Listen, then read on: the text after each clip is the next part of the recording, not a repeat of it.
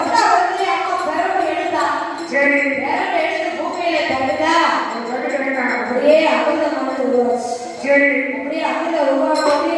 அமிர்த கட்டி உருவாச்சு. என்ன சொல்றேப்பா?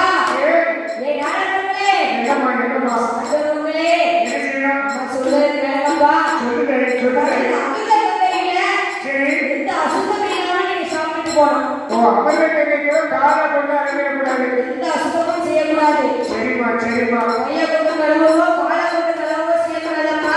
சரிம்மா சரிம்மா. எப்போ வயிறு செய்யறாலும் என்ன செய்யணும்? அமிர்த கங்கையை எடுத்து சாப்பிட்டு சரியா? சரிம்மா சரிம்மா. அப்படின்னு சொன்னீங்க எப்படி சொல்றா?